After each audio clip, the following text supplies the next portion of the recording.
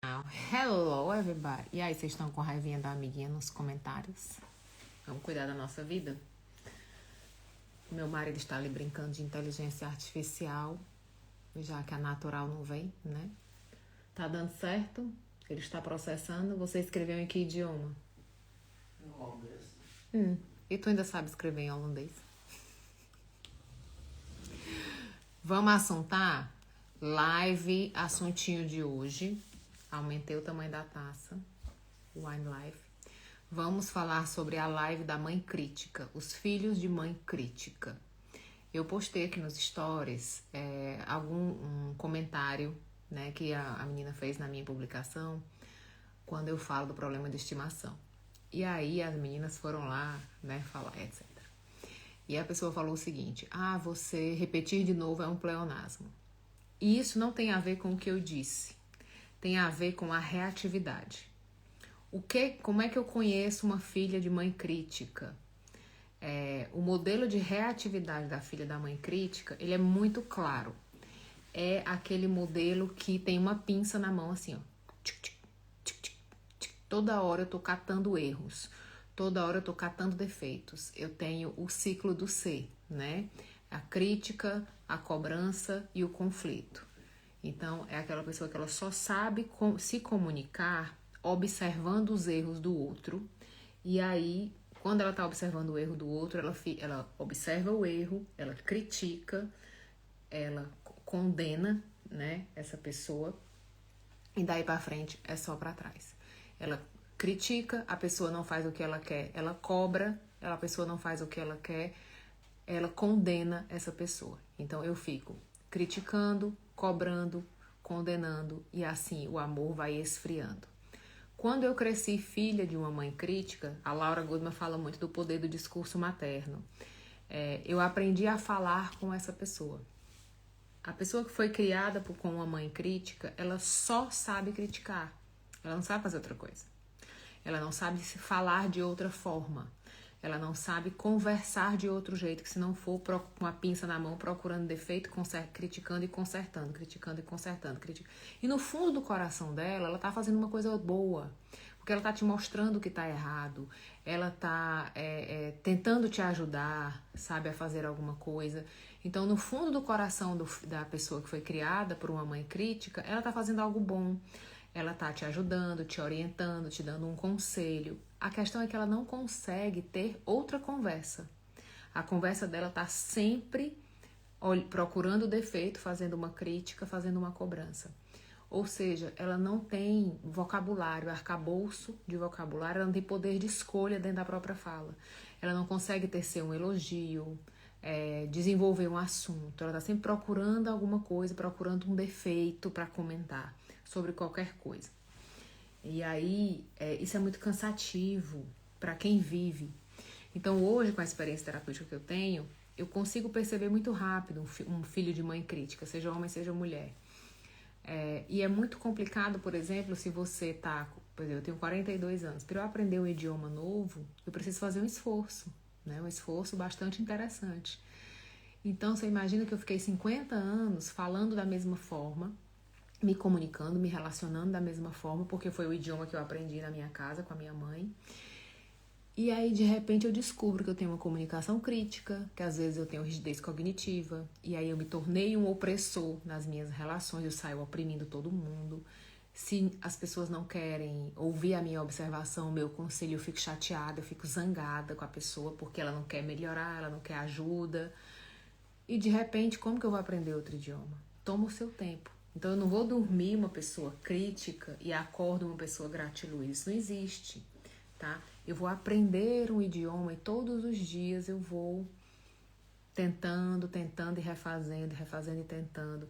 Então, assim, se vocês voltarem nos meus stories, vocês vão ver os comentários do filho da mãe crítica, né? E me fala se você conhece alguém que só fala com a pinça na mão, assim, ó, criticando, procurando defeito, procurando coisa para consertar. Esse comportamento vai desenvolver ansiedade. Essa pessoa aqui vai ter ansiedade e depois ela vai ter ali à beira de um burnoutzinho, porque ela não tem liberdade de passar e não conseguir ver. Ela tá assim, ela é um scanner de procurar defeito o tempo todo. E aí a cabeça não aguenta. Aí uma hora ela vai ter ansiedade, depois vai ter um burnoutzinho pra chamar de seu. Sabe o que eu tenho a ver com isso? Nada. Manda aí um assuntinho pra gente assuntar. Sábado tem esquenta. Sábado eu vou fazer a tradução de um artigo científico aqui da Espanha, que é fundamentado na escola de Roma, de Manucci, tá? De Minucci. Para quem gosta da parte terapêutica, para quem quer estudar terapia. Para quem me segue para a história da constelação. Ok? Por que eu vou fazer o esquenta? Porque a gente vai começar a nova turma do Além de Bert. E é sempre bom você ter uma oportunidade de ter um contato com o professor antes. Quem comprar o Além de Bert, a gente estorna o valor do esquenta, tá? Mas se você quiser comprar só o esquenta, se você quiser vir para a tradução comentada desse artigo, eu vou ler o artigo inteiro, traduzir, comentar. Eu acho que dá umas 3, 4 horas de encontro, tá? A gente vai estar junto nessa. Eu amo fazer tradução de artigos. Eu tenho um artigo que fala sobre o que não fazer na terapia sistêmica, no atendimento sistêmico familiar, que é da Universidade do Chile. Muito bom também, a gente leu no Hablemos. Então, assim, a gente tem muita coisa para estudar quando a gente fala de terapia sistêmica. É triste quando eu vejo as pessoas dizendo que constelação é Bert Hellinger, é repetir, eu vejo você faz parte. Eu falo, cara, sai disso. Cara, sai dessa loucura. O ser humano não se resume numa frase. E, por exemplo, para você entender, essa questão do olhar e da consciência, ela vem do Buber, ela vem da filosofia, porque toda terapia, toda psicologia é baseada na filosofia, tá certo? Então, ela vem do Buber. O Buber fala sobre isso, sobre a questão do olhar, do impacto do olhar. O Buber vai trazer pra gente essa questão dos olhares quando eles se encontram, como eles verbalizam e concretizam as histórias contadas. Ficou bonito. Então, o Buber é que vai trazer essa base dessa história do eu vejo você, você faz parte. Ele é que vai trazer esse conceito de que quando eu olho para você, quando nossos olhares se encontram, acontece uma coisa diferente. E aí o Siegfried, ele faz até ele parafraseia a Bíblia, que ele diz, né, o verbo se fez carne e habitou entre nós. Então, todas aquelas histórias que eu ouvia falar, quando eu olho para você, elas viram verdade. Elas se encontram com a gente. Entre eu e você tem tudo isso. E aí, por isso que ele fala que o verbo virou carne. Quando você me diz algo que me feriu, entre eu e você tem uma palavra que impede que eu me aproxime de você. Que impede que eu abrace você. Então, essa palavra, ela se torna uma pessoa que habita no meio da gente e que impede o nosso encontro, que impede a nossa conexão, que a gente vai estudar lá na frente como amor interrompido, entende? Como várias outras coisas. Então, quando a gente não conhece, não entende as bases, fica muito complicado, a gente vai virar papagaio, repetindo coisa. E o cliente não está aqui para saber o quanto você estudou. O cliente não está aqui para você contar a história da sua vida. O cliente está aqui para resolver o problema dele. Então eu preciso entender de pessoas, de problemas, de situações, para eu poder ser um instrumento nesse lugar. Manda aí um assuntinho. Eu gosto quando vocês mandam assuntinho. Cadê Silvana? Para contar um caso. Eu tenho alguns casos. Hoje a gente fez a primeira roda de conversa com mães autistas lá no programa do Paz, tá? É um programa gratuito, a gente não vai vender nada lá, tá? Lá é gratuito, lá é pesquisa de mestrado, lá é acolhimento, tá? Aqui eu vendo curso, aula, etc. No Instituto Paz, ele é um instituto sem fins lucrativos, tá? Que eu tenho há mais de 15 anos falando sobre mães.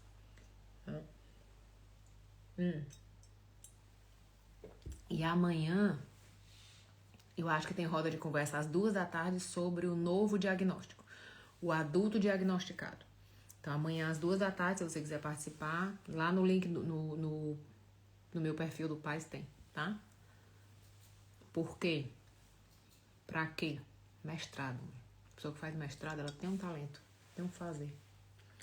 Não, mas eu comecei o Paz muito antes de eu começar na constelação.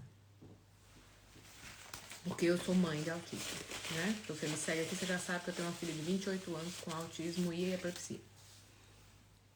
Então eu fui a mãe que leu a revista Caras 200 vezes nas aulas, na sala de espera e não deu pra nada, né? Então eu montei essa roda de conversa de mães, que é um projeto que eu tenho há muito tempo, de nós como mães termos um espaço de fala, de conversa. Claro que hoje a minha conversa ela tem um embasamento maior de tanto que eu já estudei da perspectiva do autismo e etc. Né? Da faculdade de psicologia, da faculdade de pedagogia, das metodologias, enfim. Mas quando eu comecei lá atrás, eu era só uma mãe desesperada que não aguentava mais ficar sozinha numa sala de espera, vendo a minha filha passar por 1000 terapias, enquanto que eu ficava olhando para as paredes e lendo a revista Caras pela 1000ª vez, tá? Então, hoje a gente começou essas rodas. Nesse sábado eu vou fazer a tradução do artigo científico da Escola de Roma, tá? Que é fundamentado na teoria do Minuti, da terapia sistêmica familiar. Quem quiser participar, eu vou colocar os links nos grupos, tá? Manda aí um assuntinho pra gente assuntar. Eu gosto quando vocês mandam um assuntinho. Uma confusão, uma briga de família. Gosto de assuntinho. Gosto quando vocês me contam coisas. Tipo essa menina que foi lá brigar comigo nos comentários, foi reclamar que eu tava usando um pleonasmo, né? E eu trabalho com escuta. Então, neném, né? Quando ela falou, eu falei, cara, o filho da mãe crítica, ele não suporta. Ele não consegue passar sem deixar o rastro dele. É incrível, incrível, incrível. Adoro. Assuntinho pra gente assuntar, que eu vou embora aqui. São 11h10 da noite. Preciso dormir, que eu tô só o pó. Só o pó. Vou acordar às 5h30 da manhã pra ir pra academia. Que nem só de Mondiaro vive o homem, meu amor. Tem que malhar. Tem que malhar, tem que correr. Tu foi caminhar? Tu tá de roupa de ginástica? Claro, foi sem mim, né? Uhum. Bonito. Manda um assuntinho pra gente assuntar. Eu estou falando com a minha live. Ele tem mania quando eu tô falando na live, ele responde. Porque ele pensa que eu tô falando com ele. Deixe ele, que ele tem o jeitinho dele. Ele vai fazer. Tô achando que sou a mãe crítica, filha de mãe crítica. Né? Segredinho nosso. Segredinho nosso. Segredinho nosso. Eu sou 100% filha de mãe crítica.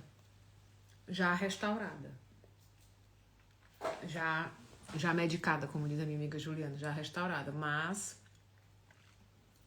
é uma dor muito forte. Você ser filha de mãe crítica é uma dor terrível. Nada tá bom. Nada é suficiente. O outro nunca é suficiente. A sua presença cansa. A sua presença irrita. A sua existência irrita. Porque você não tem um olhar de desfrutar a vida, você tem um olhar de procurar problema, de procurar defeito. E cansa. Você está toda hora, parece estar de serviço, toda hora procurando um problema onde não existe, né? A gente tem outro comportamento bem comum, que é o filho da gravidez não planejada ou da gravidez rejeitada, que ele tem a comunicação da rejeição. Então, tudo que você fala com ele, ele primeiro rejeita.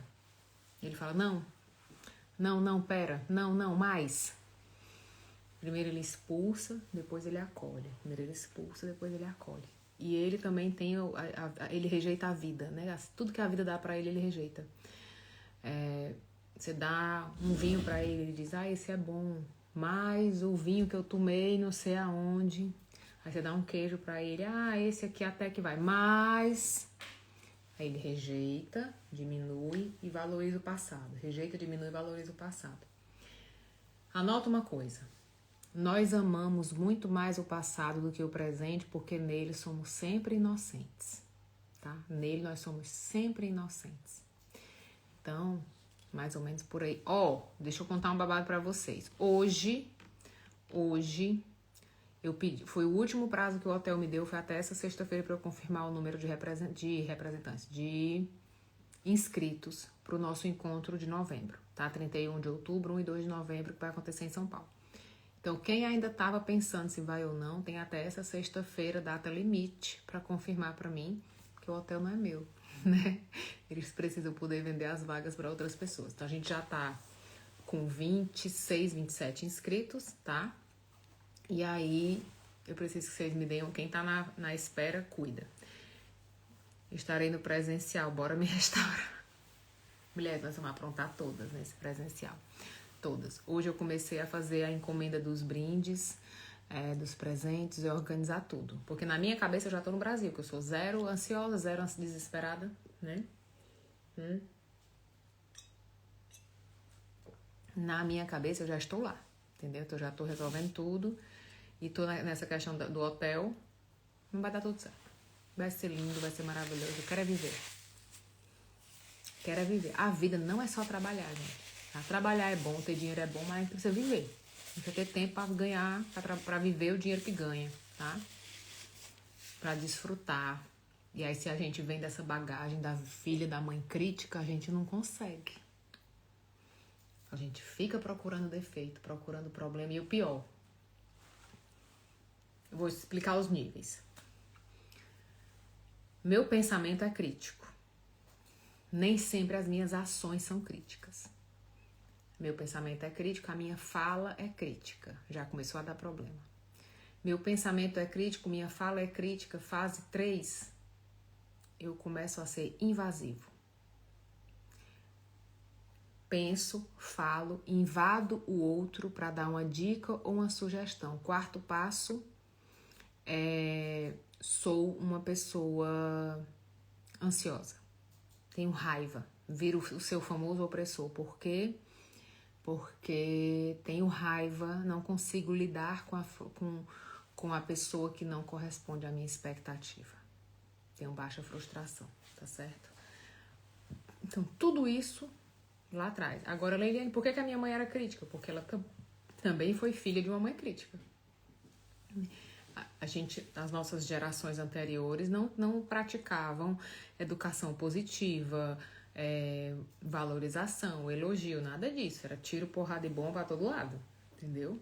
Porque se acreditava num modelo de crescimento que ameaça, castigo, restrições, né? Que todo mundo que eu ameace, que eu tecesse uma ameaça, uma disciplina, uma cobrança, ia funcionar, né? Porque eu tratava as pessoas como máquinas, no pensamento mecanicista. Então, se eu apertei 2 parafusos aqui e deu certo, eu vou apertar esses 2 parafusos no resto da humanidade e vai dar certo. Freud já dizia, e a resistência, neném? O ser humano resiste, o ser humano reclama. Aí você diz assim, filho do mesmo pai, da mesma mãe, da mesma casa? Nunca. São filhos diferentes, de pais diferentes. E aí tem muitos pais que dizem assim, deu certo pra mim, vai dar certo pros meus filhos. Não vai não. Seus filhos são outra pessoa. São totalmente diferentes de você, da sua jornada, tá? Então é mais ou menos por aí que a banda toca. Vamos embora, que aqui tá tarde. Manda um assuntinho pra gente assuntar amanhã, tá? Hoje eu falei aqui da filha da mãe crítica. Volta lá, assiste a live completa. Nesse sábado, 2 horas da tarde, eu vou ler um artigo científico baseado na Escola de Roma, do Minuti. Ou é do Andolfo? Do Minuti. E Salvador Minuti ou Barreiro Andolfo. É do Minuti. Pra gente entender as bases, tá? Eu vou traduzir, vou comentar, vou entregar o PDF traduzido pra vocês. Fica gravado. Que faz parte do esquenta do Constelações Além de Bert. Então, se você não quiser comprar o Constelações Além de Bert, se você quiser só vir pro esquenta, vem, que já vão ser 3, 4 horas de encontro aí, que já vai te trazer muita coisa. E aí, se você quiser entrar na jornada Além de Bert, você entra pra jornada Além de Bert, tá? Esse ano, Além de Bert, tem o quê? Acho que são 5 cursos em um. É boneco, constelação, atendimento com grupo, tem as traduções, tem um monte de coisa. E a gente vai ter também os encontros ao vivo. Então, vai prestando atenção no que tá acontecendo, tá? Porque eu acho que eu tenho 30 dias ainda de eventos e coisas e atendimentos. E aí eu vou dar uma pausa de 2 meses, tá? Então, cuida quanto é tempo, tá bom? Cheiro.